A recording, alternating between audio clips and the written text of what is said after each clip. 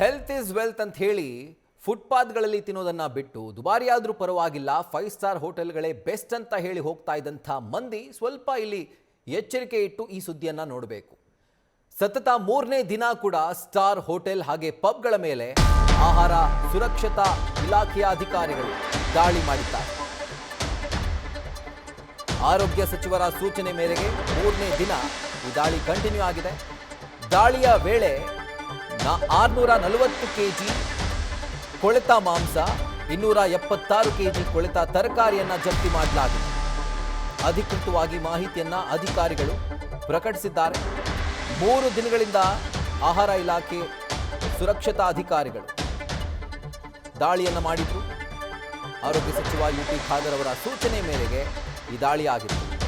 ಇದರಲ್ಲಿ ಇಷ್ಟು ದೊಡ್ಡ ಬ್ರಹ್ಮಾಂಡ ಕೊಳೆತ ವಸ್ತುಗಳು, ಮಾಂಸ, ತರಕಾರಿ ಇವೆಲ್ಲವೂ ಕೂಡ ಪತ್ತೆಯಾಗಿದೆ.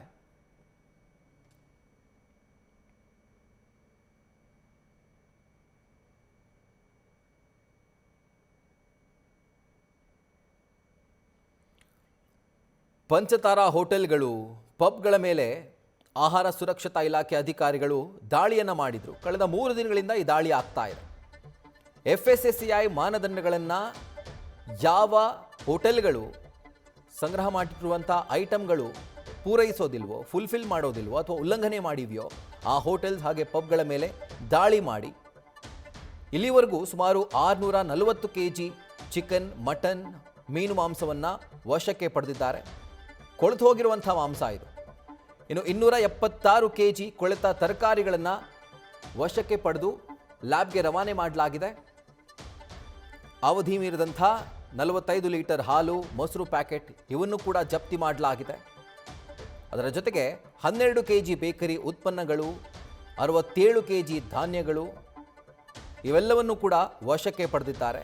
ಅಂದರೆ ಈ ಒಂದು ಸ್ಯಾಂಪಲ್ಗಳನ್ನು ಪಡೆದು ಲ್ಯಾಬ್ಗೆ ರವಾನೆ ಮಾಡಲಾಗಿದೆ. ಅತಿ ಹೆಚ್ಚಾಗಿ ಕರೆದಿರುವ 49 ಲೀಟರ್ ಅಡಿಗೆ ಎಣ್ಣೆನೂ ಕೂಡ ಅಧಿಕಾರಿಗಳು ಜಪ್ತಿ ಮಾಡಿದ್ದಾರೆ. ಅದರ ಜೊತೆಗೆ ಯಾವ ಹೋಟೆಲ್ಗಳು 5 ಸ್ಟಾರ್ ಅಂತ ಕರೆಸ್ಕೊಳ್ತಾ ಇದ್ವೋ, hotel sky, UB city, pegs and bottles ಇವುಗಳ ಕಿಚನ್ಗಳನ್ನು ಸೀಸ್ ಮಾಡಿದ್ದಾರೆ.